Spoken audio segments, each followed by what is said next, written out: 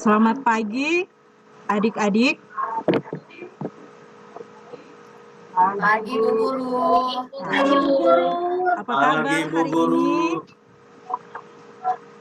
Sehat Baik, Bu. luar biasa. Oke, puji Tuhan semua ada dalam keadaan sehat dan diberkati oleh Tuhan.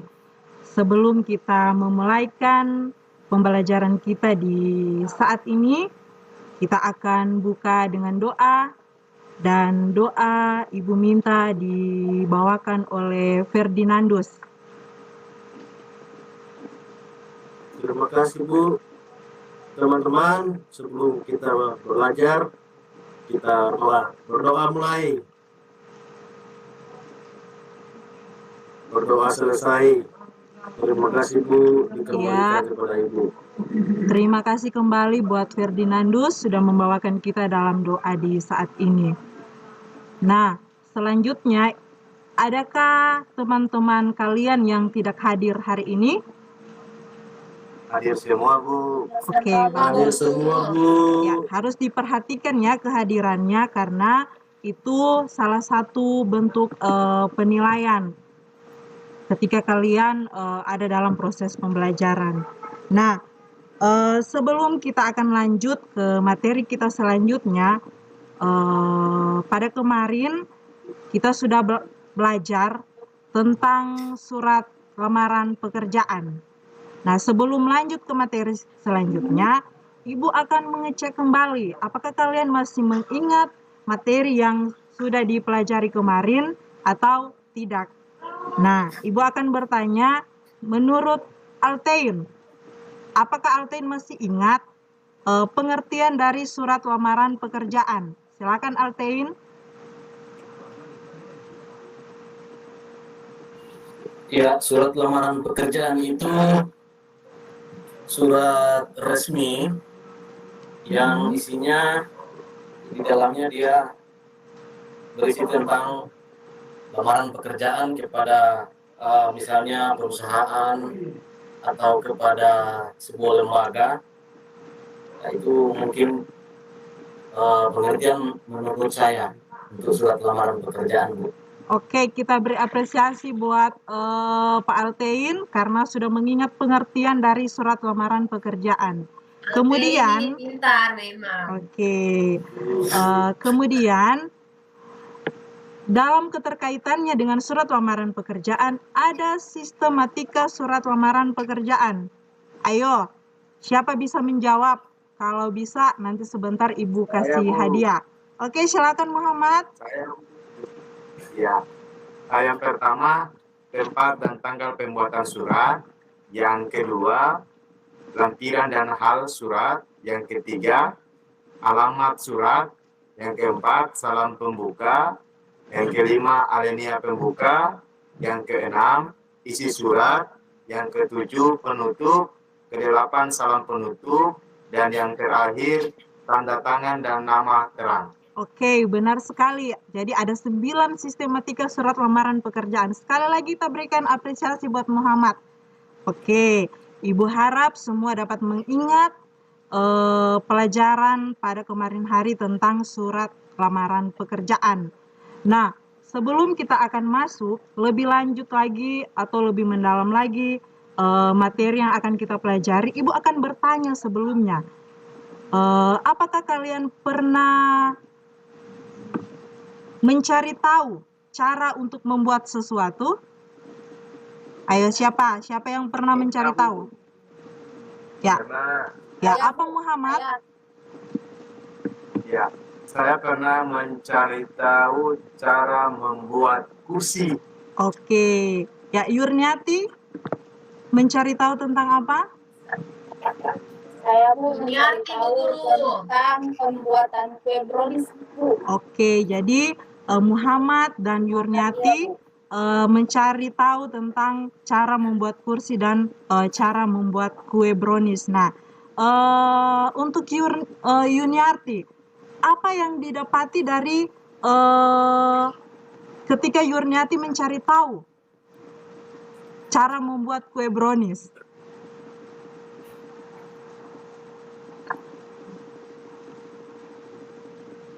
Belum pasti. pernah bareki, Pak. Oh, ya kalau sudah mencari tahu berarti sudah melakukan. Oke, ada hal-hal apa?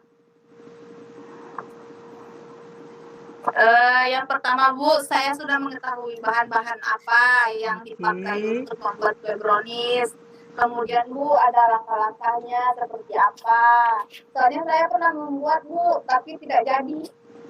Oh, seperti itu. Ya, nanti diusahakan kembali buat supaya lebih maksimal lagi hasil yang akan didapati. Nah, adik-adik, dari apa yang sudah disampaikan oleh teman kalian Yuniarti, itu yang akan kita pelajari hari ini. Jadi, di dalamnya ada cara membuat, ada bahan dan langkah-langkah, yaitu teks prosedur. Jadi, itu adalah hal-hal yang berkaitan dengan teks prosedur. Nah, dari hal-hal yang akan kalian pelajari di saat ini tentang teks prosedur, kalian dapat mengetahui tujuan pembelajaran ketika kalian setelah kalian mempelajarinya. Pertama, kalian akan mampu menentukan struktur dari teks prosedur, dan yang kedua, kalian akan mampu mengidentifikasi unsur-unsur kebahasaan dari teks prosedur. Nah, dalam pembelajaran ini juga, Ibu akan menilai. Jadi, akan menilai penilaian yang Ibu gunakan yaitu nilai sikap. Jadi, nilai sikap ini di dalamnya ada nilai tanggung jawab. Jadi, tanggung jawab bagaimana ketika sebentar kalian akan Ibu tugaskan bekerja kelompok untuk berdiskusi, tanggung jawab kalian itu sangat diperlukan. Dan yang kedua, yaitu penilaian pengetahuan.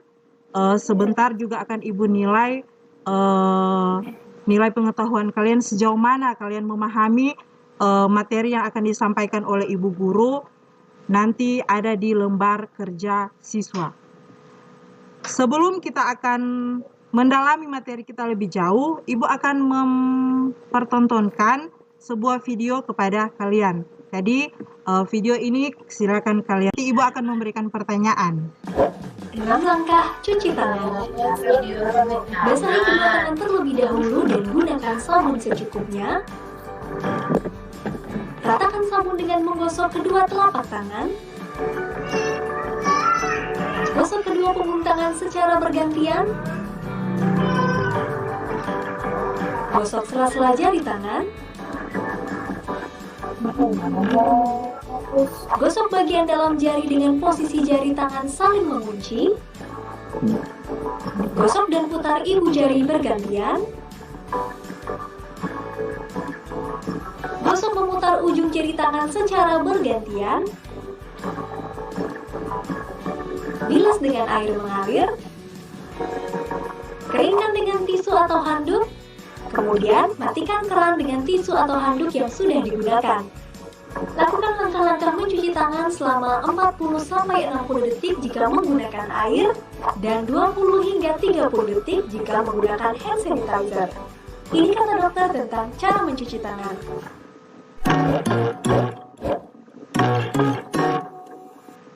Hai, terima kasih sudah menyaksikan video ini. Jangan lupa like, share, dan subscribe. See you on the next video. Nah, kalian mencermati video tersebut dengan baik. Ibu akan bertanya. Jadi, Ibu langsung bertanya ya kepada Ferdinandus. Apa yang Ferdinandus cermati dari video yang ditayangkan? Langkah-langkah, Bu. Ya, langkah-langkah apa Ferdinandus? Cuci tangan, Bu. Cuci tangan yang benar. Ya, benar. Ada lagi? Mulai gosok-gosok begini, Bu. Oke, yang lain silakan. Saya, Bu. Ya, Saya Muhammad. Bu Guru. Ya, satu-satu Saya Muhammad Kamuka. dulu ya. Benar terus. Ya, Ya, kalau menurut saya 6 langkah atau cara mencuci tangan yang benar sehingga kita terbebas dari penyakit yang bermula dari tangan yang kotor. Oke, silakan Helmi. Iya, terima kasih Bu Guru. Menurut saya tadi di video itu sudah ditampilkan langkah-langkah mencuci tangan yang benar, dan itu juga menurut dokter berarti betul-betul harus dilakukan. Tapi Bu Guru, kalau misalnya setelah cuci tangan boleh pakai hand sanitizer? Bagaimana? Kalau setelah mencuci tangan itu betul-betul sudah bersih atau harus pakai hand sanitizer juga, Bu Guru? Ya, kita kan tidak tahu kuman itu ada di mana-mana. Dan kita juga tidak tahu kalau setelah mencuci tangan, apakah tangan kita sudah benar-benar bersih. Jadi, bisa kita menggunakan hand sanitizer. Ya, seperti itu. Ada Ya, lagi? terima kasih Bu Guru. Oke, ya. Diberikan tepuk tangan buat ketiga siswa yang sangat aktif dalam pembelajaran di saat ini. Nah, saat ini kita akan mempelajari lebih mendalam lagi seperti apa dan ada hal-hal apa yang berkaitan dengan teks prosedur.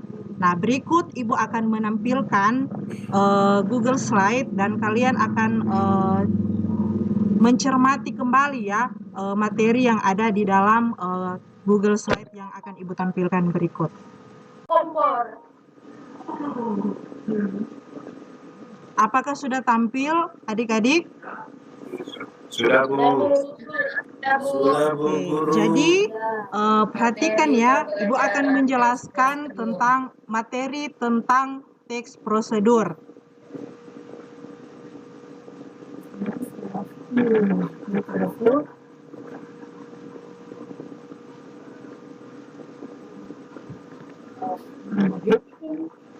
Ya, mohon bersabar ya, ada gangguan.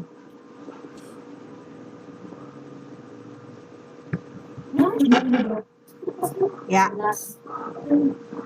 di sini kalian perhatikan ya pengertian dari teks prosedur. Jadi ini Ibu ambil pengertian dari teks prosedur ini secara umum. Jadi teks prosedur adalah teks yang berisi cara, tujuan untuk membuat atau melakukan sesuatu hal dengan langkah demi langkah yang tepat. Jadi secara berurutan sehingga menghasilkan suatu tujuan yang diinginkan. Teks prosedur biasanya terdapat pada tulisan yang mengandung cara, tips, atau tutorial melakukan langkah tertentu. Di dalam teks prosedur terdapat kata imperatif atau kata perintah untuk melakukan apa yang dibahas pada teks agar si pembaca melakukan apa yang diperintahkan pada isi teks tersebut. Kemudian, teks prosedur juga memiliki ciri-ciri. Jadi dia ada 4. Yang A, menggunakan pola kalimat perintah atau imperatif. B, menggunakan kata kerja aktif. C, menggunakan kata penghubung konjungsi untuk mengurutkan kegiatan. D, menggunakan kata keterangan untuk menyatakan rincian waktu, tempat, dan cara yang akurat. Di sini juga ada tujuan dari teks prosedur. Tujuan dari teks prosedur, tujuan penulisan teks prosedur adalah untuk menunjukkan atau menjelaskan bagaimana mengerjakan sesuatu dengan langkah-langkah yang urut dan memudahkan pembaca maupun pendengar agar dapat mengikuti langkah atau perintah dari isi teks yang tujuan akhirnya bisa sesuai keinginan pembaca maupun pendengar. Nah, perhatikan untuk yang berikut, di sini ada struktur teks prosedur. Ada 3 struktur dari teks prosedur, yang A itu tujuan, B langkah-langkah, C penegasan. Sedangkan untuk tujuan ini dia berisi topik, biasanya tujuan ini dari teks tersebut memberikan sebuah ulasan mengapa teks tersebut dibuat. Kemudian untuk langkah-langkah, di sini dalam langkah-langkah ini akan memuat bagaimana langkah-langkah pembuatan. Ibu kasih contoh ya, cara membuat nasi goreng. Nah, di dalam langkah-langkah itu dia memuat langkah yang pertama apa, kedua, sampai seterusnya. Kemudian yang ketiga, penegasan ulang. Penegasan ulang ini dia berisi tentang harapan atau manfaat dari pembuatan teks prosedur. Kemudian yang berikut, unsur-unsur kebahasaan dari teks prosedur dia ada 5. Ya, jadi ada 5. Perhatikan di sini ya. Pertama, kata kerja imperatif. Jadi kata kerja imperatif ini dia menggunakan kalimat perintah. Jadi dia menggunakan kalimat perintah. Kemudian kedua, menggunakan kata-kata teknis. Kata-kata teknis ini kata-kata khusus yang digunakan dalam bidang tertentu. Ibu beri contoh, kalau teks prosedur yang kita buat tentang kesehatan, berarti kata-kata teknis yang dicantumkan di situ tentang kesehatan. Contohnya virus, penyakit, dan lain-lain sebagainya. Kemudian yang ketiga, menggunakan konjungsi temporal. Jadi menggunakan konjungsi temporal ini menyatakan secara kronologis urutan waktu atau urutan cara membuat dari teks prosedur yang kita buat. Kemudian yang keempat, menggunakan pernyataan persuasif. Jadi menggunakan pernyataan persuasif ini di dalamnya berisi sebuah ajakan atau seperti halnya ketika kita mencuci tangan, ada langkah-langkah untuk mencuci tangan, di situ merupakan sebuah ajakan. Mencuci tangan itu berarti membuat hidup kita itu akan sehat. Ya, seperti itu contohnya ya. Kemudian yang terakhir, gambaran terperinci tentang benda atau alat. Ini biasanya kalau teks prosedur yang kita buat di situ tentang cara membuat sesuatu, maka kita akan menjelaskan secara terperinci benda apa yang kita gunakan, kemudian alat yang kita gunakan itu apa. Jadi contohnya kalau kita membuat seperti Yuniarti katakan tadi, cara untuk membuat brownies. Di situ kalian gambarkan langkah-langkahnya seperti apa, kemudian bahan yang digunakan juga itu harus dijelaskan secara terperinci agar hasil yang akan kalian dapatkan itu akan maksimal. Dan berikut ada langkah-langkah penyusunan teks prosedur. Di sini ada 4 langkah: menentukan topik, mengumpulkan bahan, menyusun kerangka, mengembangkan kerangka menjadi teks prosedur yang utuh berdasarkan struktur dan kebahasaan yang tepat. Nah, itu penjelasan dari Ibu Guru. Apakah ada pertanyaan dari penjelasan yang sudah Ibu jelaskan?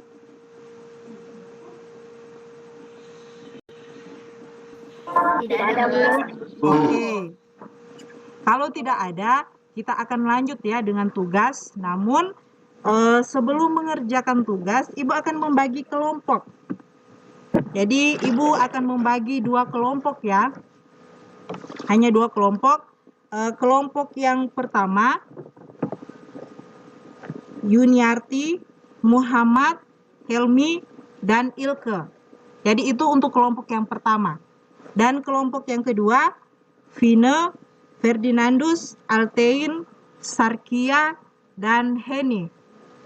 Ibu ingin bertanya, apakah ada di sini yang tidak masuk dalam kelompok?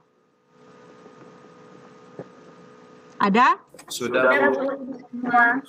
Bu. Oke. Jadi kalau semua sudah masuk dalam kelompok, kalian perhatikan tayangan yang sudah Ibu tayangkan ini.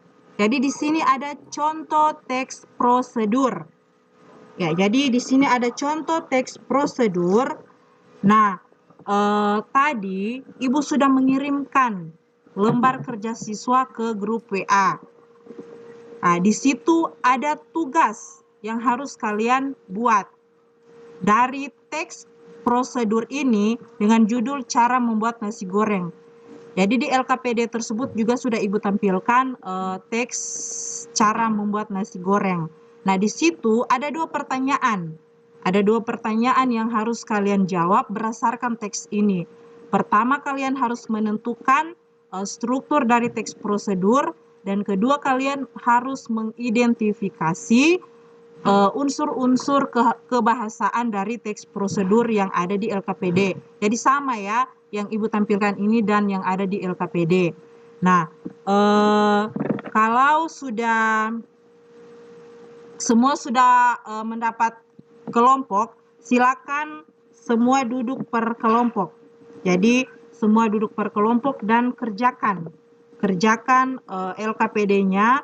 Di situ ada langkah-langkah dan cara kalian membuat.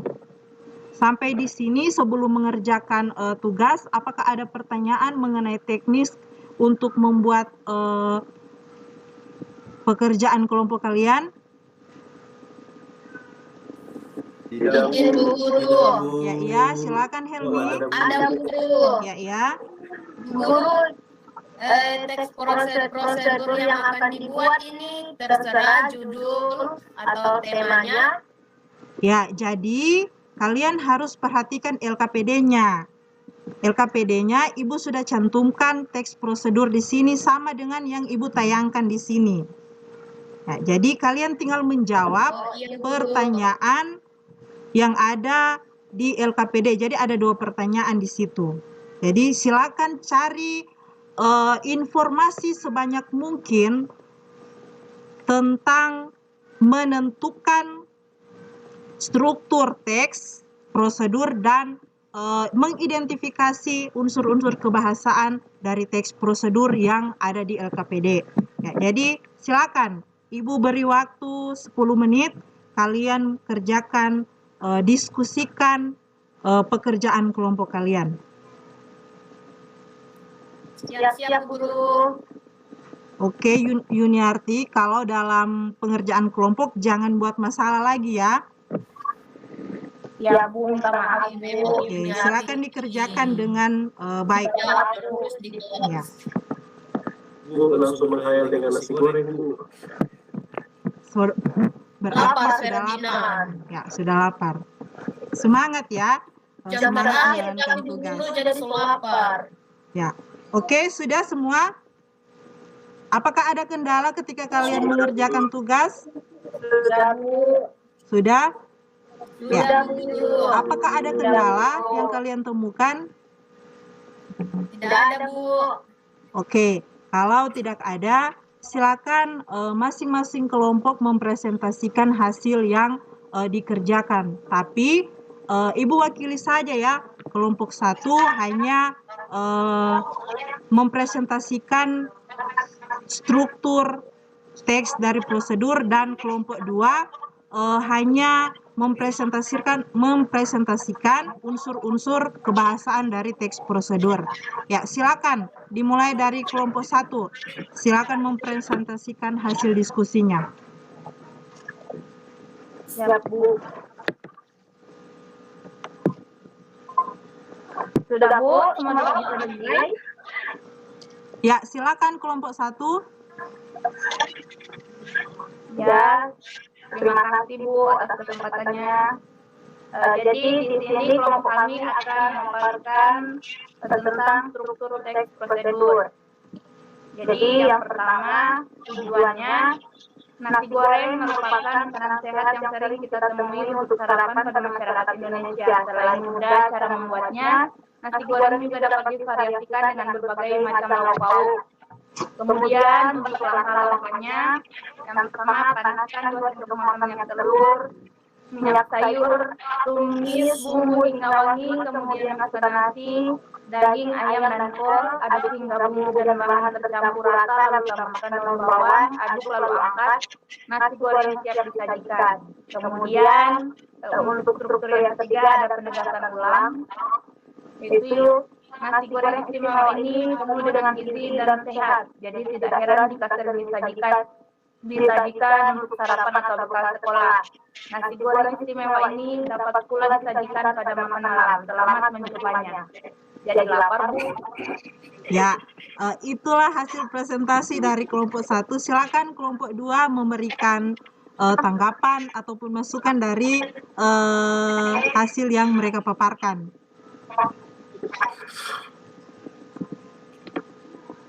Ya, bagaimana kelompok 2? Kelompok 2 sok kalah, Bu. Sudah cukup, Bu. Oke, silakan lanjut kelompok 2 mempresentasikan hasil diskusinya. Baik, terima kasih atas kesempatan saya mewakili kelompok 2 akan mempresentasikan tentang unsur-unsur kebahasaan. Yang pertama menggunakan kata kerja perintah atau imperatif. Di sini ada panaskan 2 sendok makan minyak sayur, kemudian masukkan nasi, kemudian aduklah hingga bumbu dan bahan tercampur rata.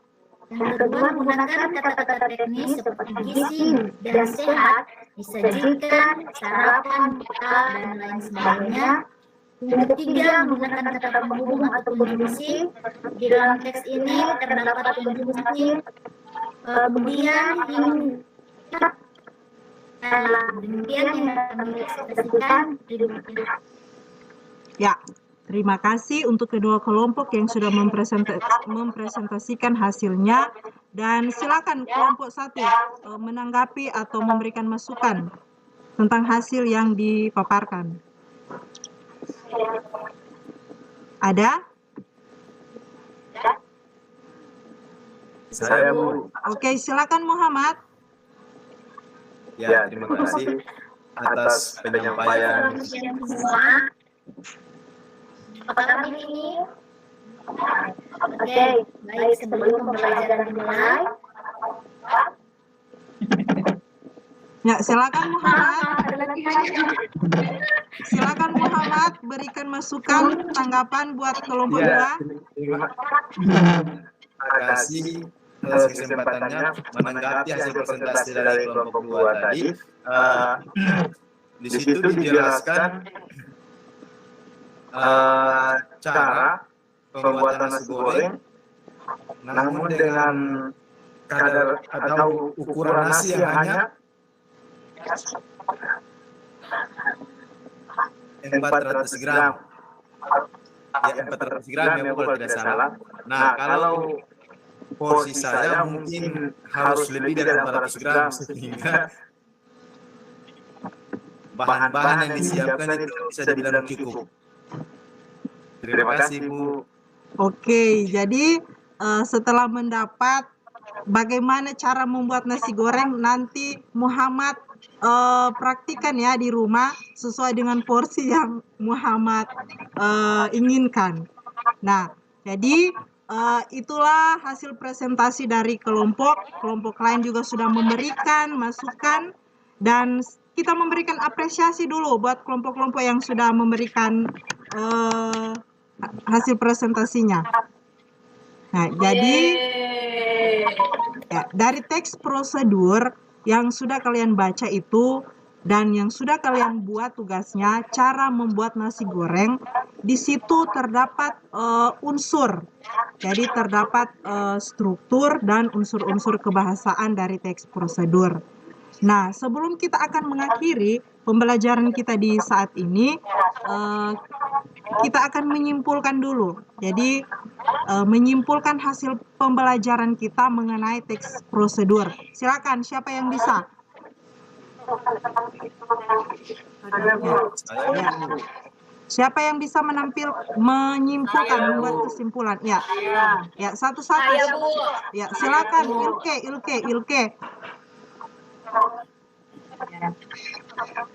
Ya, terima kasih Bu. Dari hasil pembelajaran teks prosedur dengan membuat nasi goreng. Jadi dari sini saya nilai-nilai. Jadi dari teks prosedur bisa membantu pemahaman saya mengenai langkah-langkah membuat sesuatu dengan benar agar tujuannya tercapai. Oke, siapa lagi? Muhammad tadi yang sudah mengangkat tangan. Ya Bu, dari pembelajaran kita pada hari ini saya dapat simpulkan bahwa teks prosedur merupakan teks yang mempelajari bagaimana melakukan atau mau membuat segala sesuatu. Contohnya yang tadi Ibu Guru memberikan tugas kepada kami untuk dikerjakan secara berkelompok, yaitu pembuatan nasi goreng tapi telur. Ya, lanjut, Helmi. Ayo Bu Guru. Ya, silakan. Terima kasih Bu Guru atas kesempatan. Saya akan menyimpulkan pembelajaran saat ini, yaitu pembelajaran saat ini kita belajar tentang teks prosedur yang membahas tentang struktur. Tadi seperti Yuniarti sudah memberikan contoh struktur atau cara membuat nasi goreng dan unsur kebahasaan yang digunakan. Terima kasih. Oke, ya. Itulah hasil kesimpulan dari teman-teman yang sudah disampaikan. Ternyata Ibu evaluasi, semua sudah memahami materi yang sudah Ibu sampaikan, kemudian juga semua berperan aktif dalam diskusi kelompok, baik kelompok yang memaparkan maupun kelompok yang mendengar. Jadi Ibu berikan apresiasi semua sudah bisa melaksanakan diskusinya dengan baik. Sekali lagi diberikan apresiasi ya. Oke, ya, sebelum pembelajaran kita akan tutup, Ibu akan memberikan tugas. Jadi tugas kalian kerjakan dan kalian kumpulkan, kirim lewat WA ya. Jadi tugas ini nanti Ibu akan kirim linknya, link tentang teks prosedur, dan kalian buat tentukan lagi. Jadi kalian tentukan lagi struktur dari teks prosedur. Jadi ini sudah teks yang berbeda ya. Nanti Ibu kirimkan linknya. Kalian tentukan struktur dari teks prosedur yang kalian baca dan kalian identifikasi unsur-unsur kebahasaan dari teks yang kalian baca.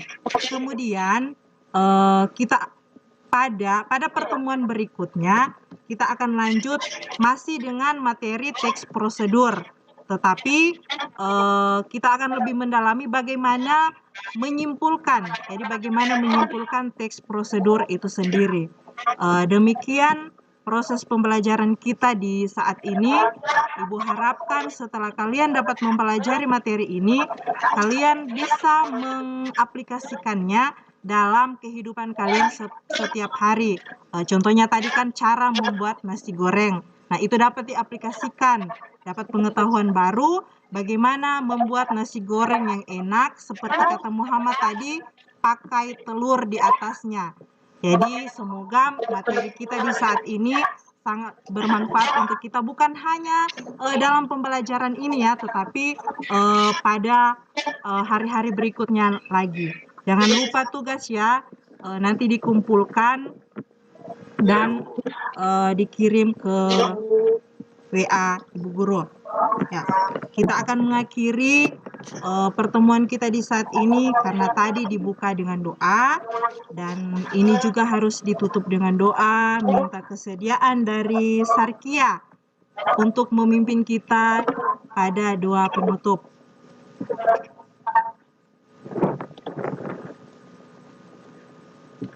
Baik, terima kasih teman-teman dan Ibu Guru. Sebelum kita mengakhiri kegiatan pembelajaran kita pada hari ini, marilah kita berdoa.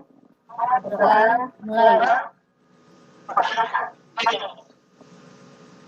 Doa selesai. Terima kasih Ibu Guru. Ya, terima kasih buat Sarkia ya. Pembelajaran kita telah berakhir. Sampai bertemu pada pertemuan selanjutnya dengan materi yang berbeda. Selamat pagi.